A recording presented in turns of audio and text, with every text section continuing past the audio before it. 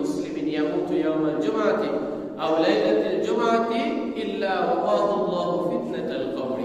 জুমার দিন দিনে বা রাতে কোন মুসলমান যদি মৃত্যুবরণ করে তাহলে কবরের শাস্তি হতে আল্লাহ তাকে রক্ষা করেন। সুনান তিরমিজি 1074 নম্বর হাদিস সহিহ এবং হাসান সনদেই বর্ণিত হয়েছে যে কোনো ব্যক্তি যদি জুমার দিন রাতে বা দিনে মৃত্যুবরণ করে তাহলে আল্লাহ রাব্বুল আলামিন ওই ব্যক্তির কবরের আযাবকে রহিত করে দেন, মাফ করে দেন। ইন্নাল হামদালিল্লাহি নাহমাদুহু ওয়া নাস্তাঈনুহু ওয়া নাস্তাগফিরুহু ওয়া নাউযু বিল্লাহি মিন শুরুরি আনফুসিনা ওয়া মিন সাইয়্যাতি আ'মালিনা মান ইয়াহদিহিল্লাহু ফালা মুদিল্লা লাহু ওয়া মান يضلله فلا هادي له وأشهد أن لا إله إلا الله وحده لا شريك له ونشهد أن سيدنا وسندنا وحبيبنا وحبيب طبيبنا وطبيب مولانا محمدا عبده ورسوله الذي أرسله بالحق بشيرا ونذيرا وداعيا إلى الله بإذنه وسراجا منيرا فقد قال الله تبارك وتعالى في كلامه المجيد والفرقانه الحميد فأعوذ بالله من الشيطان الرجيم بسم الله الرحمن الرحيم يا أيها الذين آمنوا إذا نودي للصلاة من يوم الجمعة فاسعوا إلى ذكر الله وذروا البيع ذلكم خير لكم إن كنتم تعلمون فإذا قضيت الصلاة فانتشروا في الأرض وابتغوا من فضل الله واذكروا الله كثيرا لعلكم تفلحون.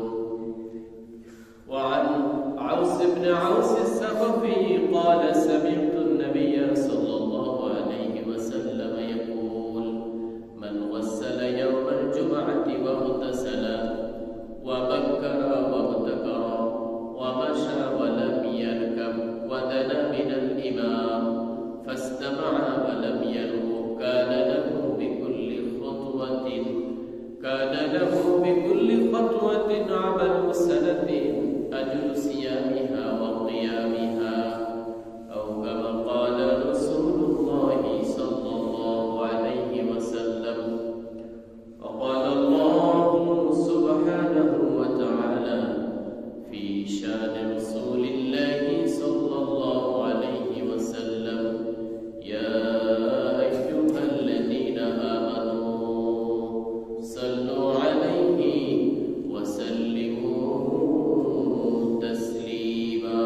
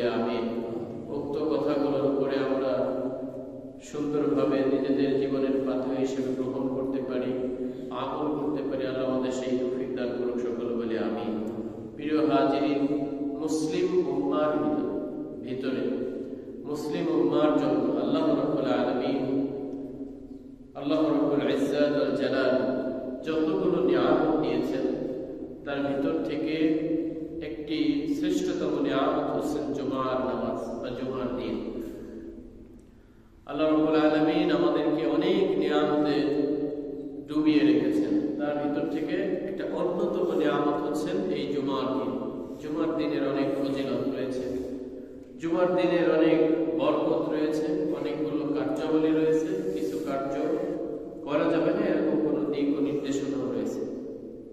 জুমার দিন আমাদের জন্য আল্লাহ রাব্বুল আলামিনের পক্ষ থেকে এক বিশেষ দিন বা বিশেষ নিয়ামত। আমাদের পূর্ববর্তী উম্মতদের জন্য আল্লাহ রাব্বুল আলামিন জুমার দিন নির্ধারণ করেছিল, কিন্তু তারা এই দিনকে তারা গ্রহণ করেনি। তারা বরং সাপ্তাহিক শ্রেষ্ঠ দিন হিসাবে ইহুদিরা যেভাবে শনিবারকে নির্ধারণ করেছিল, খ্রিস্টানরা রবিবারকে নির্ধারণ করেছিল। আল্লাহ রাব্বুল আলামিন আমাদের জন্য জুমার দিনকে বিশেষভাবে সাপ্তাহিক সুন্দরতম দিন হিসেবে আল্লাহ রাব্বুল আলামিন আমাদের জন্য সিলেক্ট করেছেন। রাসূল কারীম সাল্লাল্লাহু আলাইহি ওয়াসাল্লাম বলেছেন, আল্লাহু আনিল জুমআতি মান কানা ক্বাবলানা ফাকানা লিল ইয়াহুদি ইয়াউমাস সাবতি ওয়া কানা লিন নাসারা ইয়াউমাল আহাদ। আল্লাহ তাআলা আমাদের আগে উম্মতদের জুমার তথা সপ্তাহের একদিন জমা হওয়ার ইবাদত করার ব্যাপারে সঠিক দিনের পথ তিনি দেখাননি। কেউ শনিবারকে গ্রহণ করেছে, কেউ রবিবারকে গ্রহণ করেছে। আল্লাহ রাব্বুল আলামিনের ফজল করমে এই উম্মত শ্রেষ্ঠতম উম্মত জুমার দিন তথা শুক্রবারকে এই দিনকে সাপ্তাহিক দিন হিসেবে তারা গ্রহণ করেছে। প্রিয় হাজির, রাসূল সাল্লাল্লাহু আলাইহি ওয়াসাল্লাম বলেছেন, এরকম ভাবে আমরা সর্বশেষ উম্মত, কিন্তু কাল কিয়ামতের ময়দানে আমরা হব সর্বগ্রেড এবং সর্বগামী উম্মত। অন্যান্য উম্মতের জন্য আমাদেরকে সাক্ষ্য হিসাবে নির্ধারণ করা হবে। অন্যান্য নবীর উম্মতরা যখন আল্লাহ রাসূল সাল্লাল্লাহু আলাইহি ওয়াসাল্লামের দাওয়াত বা সেই সমস্ত নবীদের দাওয়াতকে তারা অস্বীকার করলে, তখন আল্লাহ রাব্বুল আলামিন এই উম্মতদেরকেই সেই সমস্ত নবীদের উম্মতদের জন্য সাক্ষ্য নির্ধারণ করবেন। নবীদের জন্য তারা নবীকে অস্বীকার করবে যে না, আপনি তো এরকম কোনো দাওয়াত আমাদেরকে দেননি।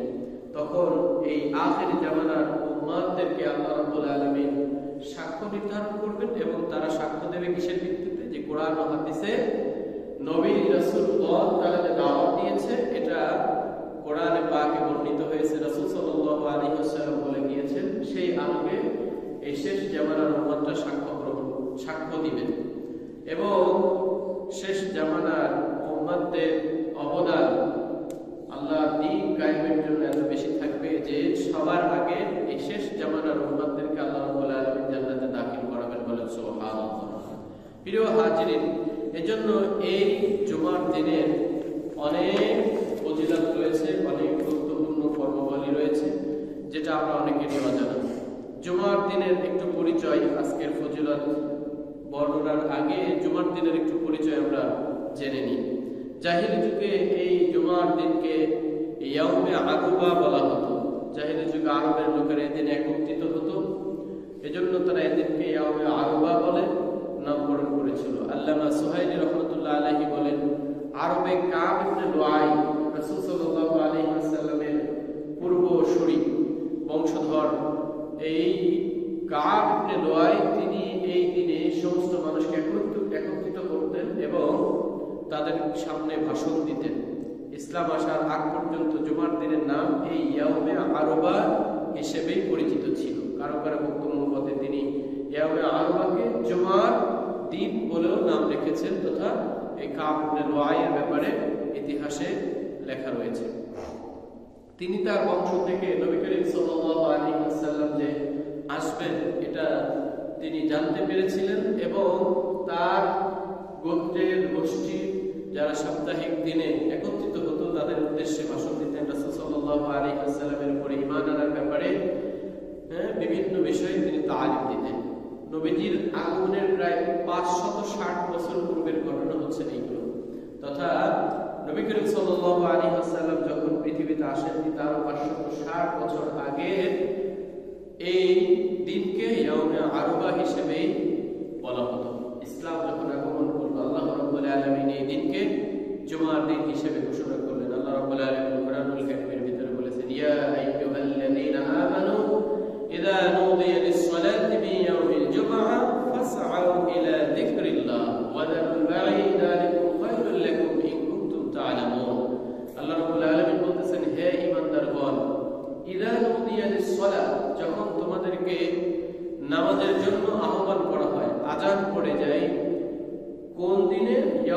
জুমার দিনে ফাসআউ ইলা যিকরিল্লাহ, তোমরা ত্বরান্বিত হও, অগ্রগামী হও আল্লাহর স্মরণে। ওয়াদারুল বাই, এবং সব ধরনের বেচাকেনাকে তোমরা ছেড়ে দাও।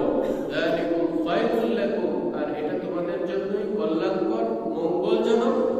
ইন কুনতুম তা'লামুন, যদি তোমরা এটা বুঝতে বা অনুধাবন করতে। প্রিয় হাজিরিন, এই আয়াত থেকে বেশ কিছু আলোচনা স্পষ্ট হওয়া দরকার যে আল্লাহ রাব্বুল আলামিন বলেন, ইয়া আইয়ুহাল্লাযীনা আমানু ইযা নুদিয়া লিস-সালাত ফি ইয়াউমিল জুমআহ। রাসূলের জামানায় এই যে জুমার দিনে যে আমরা দুইটা আযান দিই, একটা হচ্ছে 12:15 আমাদের এখানে হয়েছে, আর খুতবা আমরা যে খুতবা দিব এই খুতবার আগে আরেকটা আযান হয়। রাসূল সাল্লাল্লাহু আলাইহি ওয়াসাল্লামের সময়ে এরকম দুইটা আযান হতো না, একটাই আযান হতো। আযান হওয়ার সাথে সাথে রাসূল সাল্লাল্লাহু আলাইহি ওয়াসাল্লাম খুতবা দেওয়া শুরু করতেন।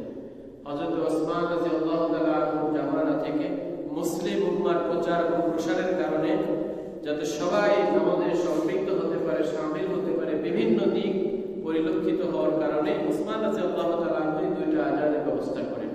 প্রিয় হাজিরিন, এজন্য আল্লাহ রাব্বুল আলামিনের পক্ষ থেকে যখন জুমার নামাজের আযান হয়ে যাবে তখন দুনিয়ার সমস্ত কর্মকাণ্ড স্টপ করে দিতে হবে। শুধুমাত্র একমাত্র জায়েজ আছে জুমার নামাজের প্রস্তুতিটা। এখন আমাদের জুমার নামাজের প্রস্তুতি তো শহরে গোসল নিতে ঢুকলে তো মোটামুটি আধা ঘন্টা 45 মিনিটও কেটে যায়। এমন সাবান, গোসল, চুল, দাড়ি, নখ ওই সময় পরিষ্কার করে একটা ধুম পড়ে যায়।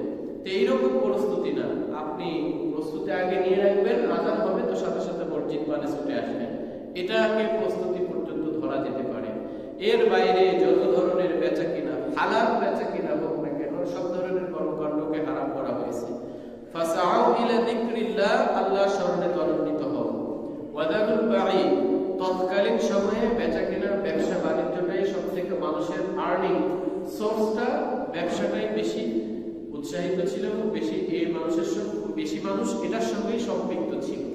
আজকালকার সময়ে ব্যবসার বাইরে বিভিন্ন আর্নিং সোর্স আছে, ইনকামের পথ আছে, পদ্ধতি আছে, বিভিন্ন ধরনের বিজনেসের সাথে বিভিন্ন ধরনের ইনকামের সঙ্গে মানুষ সম্পৃক্ত।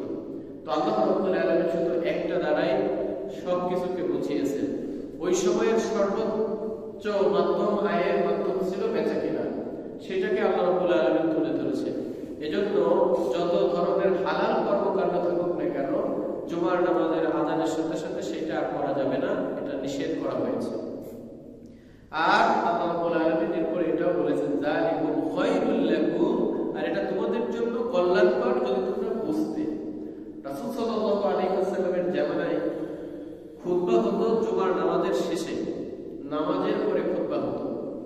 তো এক ব্যবসায়িক কাফেলা আল্লাহ রাসূল সাল্লাল্লাহু আলাইহি ওয়াসাল্লাম যখন খুতবা দিচ্ছেন, এই খুতবা দেওয়া অবস্থায় এক কাফেলা এসেছে মদিনায়। তৎকালীন সময়ে ভয়াবহ খাদ্য সংকটের পরিবেশ চলছিল।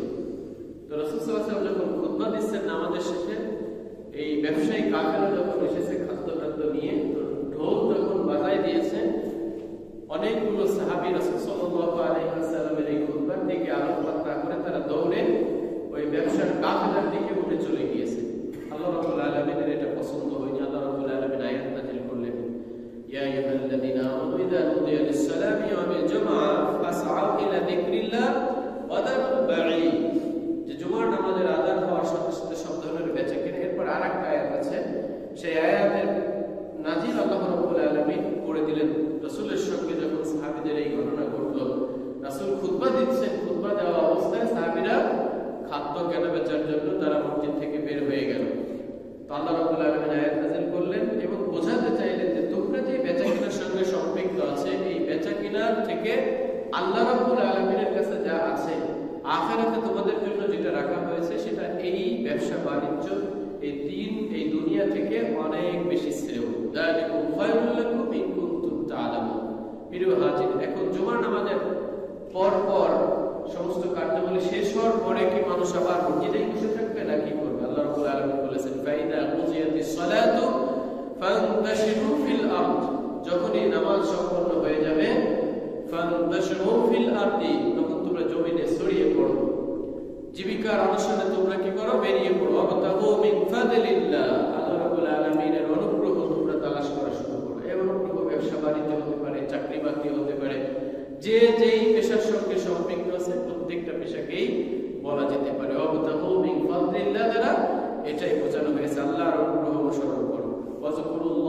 কাসীরান লাআল্লাকুম তুফলিহুন, এবং তোমরা আল্লাহকে বেশি বেশি স্মরণ করো যাতে করে তোমরা সফল কাম হতে পারো। প্রিয় হাজিরিন, এজন্য জুমার নামাজের আযানের সাথে সাথে সব ধরনের হালাল কর্মকাণ্ড করাও হারাম হয়ে যায়।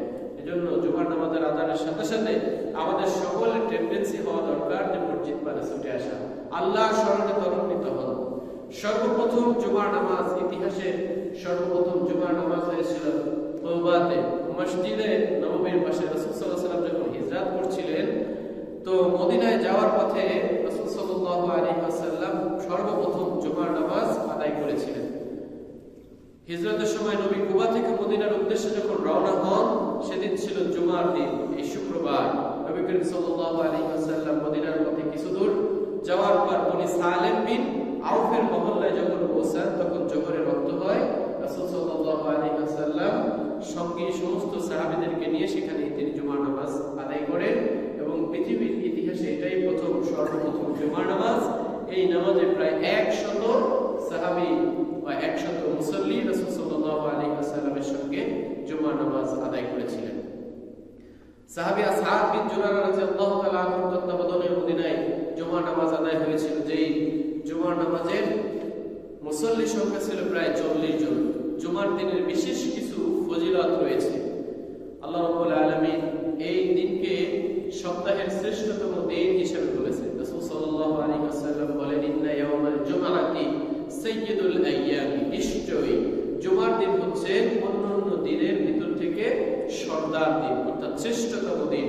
ওয়া আযমুহা ইনদাল্লাহি মিন ইয়াউমিল আযহা ওয়া ইয়াউমিল ফিত্র। রাসূল সাল্লাল্লাহু আলাইহি ওয়াসাল্লাম বলেন, আল্লাহ রাব্বুল আলামিনের নিকটে ঈদুল আযহা এবং ঈদুল ফিতরের দিন থেকেও শ্রেষ্ঠতম দিন, আল্লাহর কাছে সম্মানীয় দিন হচ্ছে জুমার দিন। প্রিয় হাজির, এজন্য এই জুমার দিনের যে ফজিলত রয়েছে, এই ফজিলতগুলো আমাদের অনুসন্ধান করা উচিত, তালাশ করা উচিত। জুমার দিনের বিশেষ করে 5টি বৈশিষ্ট্য রয়েছে। এই দিনে আল্লাহ রাব্বুল আলামিন হযরত আদম আলাইহিস সালাতু ওয়াস সালাম, আদি পিতা, মানুষের সৃষ্টির শুরু যেখান থেকে হযরত আদম আলাইহিস সালাতু ওয়াস সালামকে সৃষ্টি করেছেন, তেনাকে দুনিয়াতে এই দিনেই প্রেরণ করেছেন। এই দিনেই আবার আল্লাহ রাব্বুল আলামিন তাকে মৃত্যু দিয়েছেন।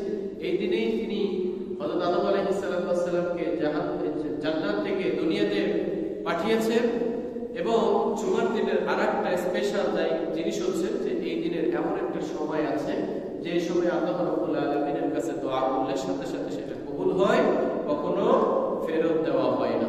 প্রিয় হাজির, রাসূল সাল্লাল্লাহু আলাইহি ওয়াসাল্লাম বলেছেন, ফীহি খামসুন খিলালিন খালাকাল্লাহু ফীহি আদম ওয়া হাবাতাল্লাহু ফীহি আদম। আল্লাহ রাব্বুল আলামিন এই দিনে আদমকে সৃষ্টি করেছেন, ওয়া হাবাতাল্লাহু ফীহি আদম, এবং এই দিন তাকে জান্নাত থেকে দুনিয়াতে পাঠিয়েছেন। ওয়া ফীহি তাওয়াফাল্লাহু আদম, এবং আদম আলাইহিস সালাতু ওয়াস সালামকে এই দিনেই মৃত্যু দিয়েছেন, মৃত্যু ঘটিয়েছেন। এবং এই দিনে এমন একটা সময় রয়েছে যে সময় আল্লাহ রাব্বুল আলামিনের কাছে যদি কিছু চাওয়া হয়, তাহলে সেই চাওয়াটা আল্লাহ রাব্বুল আলামিন পূরণ করেন এবং কবুল করেন। প্রিয় হাজিরিন, সুতরাং এই দিনের অনেক ফজিলত, অনেক গুরুত্ব, অনেক মহত্ব রয়েছে। অনেকের ভিতর প্রশ্ন আসতে পারে যে আদম আলাইহিস সালাতু ওয়াস সালামকে এই দিনে সৃষ্টি করেছেন, তিনাকে এই দিনে আবার জান্নাত থেকে বের করেছেন, তাহলে এর ভিতর আবার শ্রেষ্ঠত্ব কি আছে? প্রিয় হাজিরিন, হযরত আদম আলাইহিস সালাতু ওয়াস সালাম আমাদের পৃথিবীর যত মানুষ আছে সমস্ত মানুষের পিতা। যিনাকে সৃষ্টি করেছেন এর একটা বৈশিষ্ট্য আছে, যিনাকে সৃষ্টি করার পরে তিনার থেকে সমস্ত মানুষ এসেছে। সুতরাং তার যে মর্যাদা রয়েছে, তার যে শান রয়েছে, এটা থেকে জুমার দিনের ফজিলত গুরুত্ব একটা জায়গা বাজারে আছে, অনেক বেশি গুরুত্ব রয়েছে। জুমার দিন বান্দার আমল আল্লাহ রাব্বুল আলামিনের দরবারে কি করা হয়? পেশ করা হয়। রাসূল সাল্লাল্লাহু আলাইহি ওয়াসাল্লাম বলেছেন, ইন্না আমালা বানি আদম তু'রাজু কুল্লু খামিসিন লাইলাতাল জুমআতি ফালা ইউকবালু আমালু কাতি'in রাহিমিন।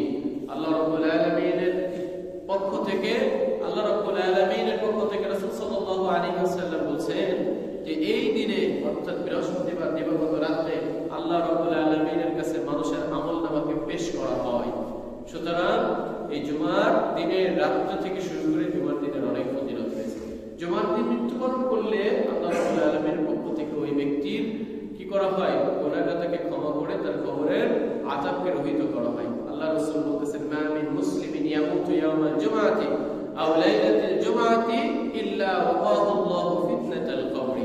জুমার দিন রাতে, দিনে বা রাতে কোন মুসলমান যদি মৃত্যুবরণ করে তাহলে কবরের শাস্তি হতে আল্লাহ তাকে রক্ষা করেন। সুনান তিরমিজি 1074 নম্বর হাদিস সহিহ এবং হাসান সনদেই বর্ণিত হয়েছে যে কোনো ব্যক্তি যদি জুমার দিন রাতে বা দিনে মৃত্যুবরণ করে তাহলে আল্লাহ রাব্বুল আলামিন ওই ব্যক্তির কবরের আযাবকে রহিত করে দেন, মাফ করে দেন। কত চমৎকার কথা আল্লাহ রাসূল সাল্লাল্লাহু আলাইহি ওয়াসাল্লাম বলেছেন। সম্মানিত হাজিরিন, এজন্য জুমার দিনের অনেক ফজিলত রয়েছে, আর আমাদের এই ফজিলত তালাশ করা ব্যতীত জুমার দিনকে আমরা বেছে নিয়েছি সাপ্তাহিক ছুটির দিন। এই দিনে বিভিন্ন ধরনের বাজার ঘাট, এই দিনে বিভিন্ন ধরনের পোশাকাদি করাই, সব ধরনের দুনিয়াবি চাহিদা মেটানোর জন্য আমরা এই দিনকে বেছে নিয়েছি। অবশ্যই মানুষের জীবনযাপন করতে হলে এই কাজগুলো অবশ্যই করতে হবে। তার ভিতর এই করার ভিতর দিয়ে আখিরাতের যে জিনিসটা রয়েছে, জুমার দিনের যে ফজিলতটা রয়েছে, এই ফজিলতটাও আমাকে প্রায়োরিটি দিতে হবে, অনুসন্ধান করতে হবে। তাহলেই নয় আমরা দুনিয়া এবং আখিরাত উভয় জগতেই ভালো থাকতে পারবো। পবিত্র কোরআন জুমার নামে একটা সূরা আল্লাহ রাব্বুল আলামিন পূর্ণাঙ্গ একটা সূরা অবতীর্ণ করেছেন। ইয়া আইয়ুহাল্লাযীনা আমানু ইযা নুদিয়া লিস-সালাতি ইয়াউমিল জুমআ। খুতবার ভিতরে আমি যে আয়াত তেলাওয়াত করেছি এই সূরাতুল জুমার 9 এবং 10 নম্বর আয়াত এটাই। প্রিয় হাজির, সুতরাং এই জুমার দিনের যে গুরুত্ব, মহত্ব, ফজিলত এটা দ্বারা প্রমাণিত হয় যে আল্লাহ রাব্বুল আলামিন পুরা একটা সূরা, পূর্ণাঙ্গ একটা সূরা কোরআনুল কারীমে এই জুমার আলোকে তিনি কি করেছেন? নাযিল করেছেন। জান্নাতে জুমার দিন ইয়াউমুল মাজিদ তথা অন্যান্য প্রাপ্তির দিবস হিসেবে পালিত হবে। রাসূল সাল্লাল্লাহু আলাইহি ওয়াসাল্লাম বলেছেন জান্নাতীদেরকে এই দিনে অর্থাৎ জুমার দিনে একত্রিত করা হবে। আল্লাহ রাব্বুল আলামিনকে জিবরিল আলাইহিস সালাতু ওয়াস সালাম বলতেছেন আখিরাতে জুমার দিনে আমরা ইয়াউমুল মাজিদ নামে স্মরণ করব। অর্থাৎ জুমার দিনটা ইয়াউমুল মাজিদ নামে সবাই স্মরণ করবে। কেননা এই দিনে আল্লাহ রাব্বুল আলামিন সমগ্র জান্নাতীদেরকে আল্লাহ রাব্বুল আলামিনের দিদার দিবেন। অর্থাৎ জান্নাতে চমৎকার আসন হবে, সেই আসনের এক একটা শ্রেণী থাকবে। নবীদের জন্য স্বর্ণখচিত সিংহাসন থাকবে, শহীদদের জন্য ইয়াকুত পাথরের স্বর্ণ খচিত এরকম সিংহাসন থাকবে, প্রত্যেকের জন্য স্পেশাল এরকম ব্যবস্থা থাকবে। যখন সবাই একত্রিত হবে, হুর গেলেমান সবাই একত্রিত হয়ে আল্লাহ রাব্বুল আলামিনের প্রশংসা করবে, তখন আল্লাহ রাব্বুল আলামিনের পক্ষ থেকে অর্ডার আসবে যে তাদেরকে আজকে সুসজ্জিত করো, তাদেরকে সুন্দর পোশাক দ্বারা সুসজ্জিত করো। আল্লাহ রাব্বুল আলামিনের পক্ষ থেকে জান্নাতি পোশাক দ্বারা সমস্ত জান্নাতীদেরকে, নবী শহীদদের সকলকে স্পেশাল পোশাক পরিধান করানো হবে। এরপরে আল্লাহ রাব্বুল আলামিনের পক্ষ থেকে বলা হবে তাদেরকে আপ্যায়নের ব্যবস্থা করা হবে, স্পেশাল ভাবে আপ্যায়নের ব্যবস্থা হবে, সুগন্ধির ব্যবস্থা করা হবে। এই সব কিছু আল্লাহ রাব্বুল আলামিনের পক্ষ থেকে যখন জান্নাতীদের উদ্দেশ্যে করা হবে, সেই দিনটা হবে ইয়াউমুল মাজিদ তথা জুমার দিন। এই সব কিছু করার পরে আল্লাহ রাব্বুল আলামিন সমস্ত জান্নাতীদেরকে জিজ্ঞাসা করবে তোমরা আমার কাছে আর কি চাও, কি প্রত্যাশা করো? সকলে জান্নাতীরা এক বাক্যে বলবে ইয়া রাব্বুল আলামিন, আমরা আপনার খুশি তথা রেজামন্দি কামনা করি। আল্লাহ রাব্বুল আলামিন বললে আমি তোমাদের সকলের উপরে রাজি এবং খুশি হয়ে গেছি, বলে সুবহানাল্লাহ। জান্নাতের ওই মিলন মেলায় আল্লাহ রাব্বুল আলামিন আমাদেরকেও যেন একটা চেয়ারের ব্যবস্থা করে দিক, সকলে বলি আমিন। জান্নাতের একটা ছোট্ট মেহমান হলেও আল্লাহ রাব্বুল আলামিন আমাদের সকলকে যেন ওই মেহমান খানায়, ওই স্পেশাল জান্নাতীদের ইয়াউমুল মাজিদ নামক যে অনুষ্ঠান হবে, সেই অনুষ্ঠানের একজন গেস্ট হিসেবে যেন আল্লাহ আমাদের সকলকে কবুল করুক, সকলে বলে আমিন। প্রিয় হাজির, এজন্য জুমার দিন আযানের সঙ্গে সঙ্গে আমরা দুনিয়ার সমস্ত কর্মকাণ্ডকে ফেলে রেখে জুমার উদ্দেশ্যে মসজিদে এসে যেন সমবেত হতে পারি, এই বিষয়টা আমরা সকলে মাথায় রাখি। জুমার আযান হয়ে গেছে আরো প্রায় কত 15 মিনিট, 35-40 মিনিট আগে হয়ে গিয়েছে, অথচ মসজিদ এখনো খালি। যখন খুতবা দিব তখন দেখা যাচ্ছে মসজিদ ভরা। প্রিয় হাজিরিন, জুমার নামাজকে 2 রাকাত সংক্ষিপ্ত করা হয়েছে কি কারণে? এই জুমার নামাজের খুতবা বিশেষ গুরুত্ব রয়েছে এবং জুমার আগে যে আলোচনা করা হয় ব্যাটারি চার্জের মতো। সাপ্তাহিক মানুষ যে কর্মকাণ্ডগুলো করে জুমার নামাজের এই আলোচনা শুনলে তার ঈমান কি হবে, বৃদ্ধি পাবে। ব্যাটারি চার্জ শেষ হয়ে গেলে ব্যাটারিতে যেরকম রিচার্জ করা হয়, চার্জ করা হয়, ঠিক অনুরূপ ভাবে একজন মানুষ সাপ্তাহিক একটা লেকচার শুনবে, কথা শুনবে, দ্বীনের আলোচনা শুনবে, তার ঈমানটা কি হবে, বৃদ্ধি পাবে, তার আমল করতে সুবিধা হবে। সেই দিনটাই যদি আমরা দুনিয়ার সমস্ত কর্মকাণ্ডের সঙ্গে মিলিয়ে ফেলি, জুমার দিনের এই গুরুত্বটাকে আমরা একেবারে অবহেলা করি, তাহলে আল্লাহ রাব্বুল আলামিন আমাদেরকে ছেড়ে দিবেন না। প্রিয় হাজিরিন, জুমার দিনে স্পেশাল কিছু ফজিলত রয়েছে, আমল রয়েছে। জামাতের সঙ্গে ফজরের নামাজ আদায় এবং ফজরের নামাজে শরীক হওয়া। আল্লাহ রাব্বুল আলামিন বলেছেন, আল্লাহ রাসূল সাল্লাল্লাহু আলাইহি ওয়াসাল্লাম বলেছেন, ইন্না আফজালুস সালাতি ইনদাল্লাহ, নিশ্চয়ই আল্লাহ রাব্বুল আলামিনের কাছে সবথেকে উত্তম নামাজ হচ্ছে সালাতুস সুবহি ইয়াউমাল জুমআতি ফি জামাআতিন, জুমার দিন সকালবেলা ফজরের নামাজ জামাতের সঙ্গে, এই নামাজটা আল্লাহ রাব্বুল আলামিনের কাছে সবথেকে বেশি পছন্দনীয়। বলেন সুবহানাল্লাহ। নবী করিম সাল্লাল্লাহু আলাইহি ওয়াসাল্লাম জুমার দিন ফজরে সুন্নাত মুস্তাহাব কিরাত করতেন। আর আবি হুরায়রা রাদিয়াল্লাহু তাআলা আনহু আন্না নবী সাল্লাল্লাহু আলাইহি ওয়াসাল্লাম কানা ইয়াকরাউ ফিস সুবহি ইয়াউমাল জুমআতি, জুমার দিন ফজরে তিনি দুইটা কিরাত করতেন, বিল্লামিত তানজিল ফির রাকাআতিল উলা, প্রথম রাকাতে আলিফ লাম মিম এই সূরাটি পড়তেন, এবং দ্বিতীয় রাকাতে অফিস সানিয়াতি হাল আতা আলাল ইনসানি হিনুম মিনাদ দাহর, এই সূরাটি আল্লাহ রাসূল সাল্লাল্লাহু আলাইহি ওয়াসাল্লাম তেলাওয়াত করতেন।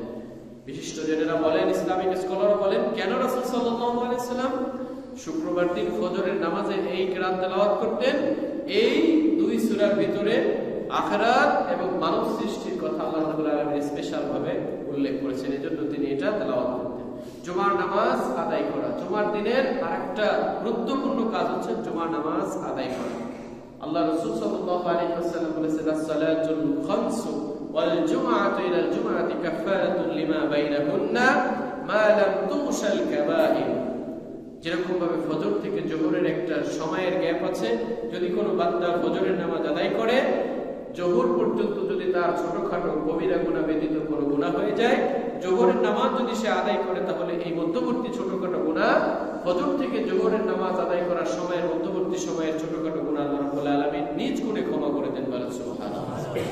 প্রিয় হাজিরিন, এরকম 5 ওয়াক্ত নামাজ, আসর থেকে মাগরিব, মাগরিব থেকে ইশা, আবার ইশা থেকে ফজর, এরকম as-salatul khamsu, এই 5 ওয়াক্ত নামাজের যেরকম একটা গ্যাপ থেকে আরেকটা গ্যাপের মাঝখানে ছোট গুনাহ মাফ করে দেন, ঠিক অনুরূপ ভাবে ওয়াল জুমআতু ইলাল জুমআতি, একটা জুমা থেকে আরেকটা জুমা, সপ্তাহের 7 দিনের যে গ্যাপ হয়, এই 7 দিনের ভিতরে যত ছোটখাটো গুনাহ হয়, এই জুমার নামাজের ওসিলায় আল্লাহ রাব্বুল আলামিন সেই গুনাহকে ক্ষমা করে দেন।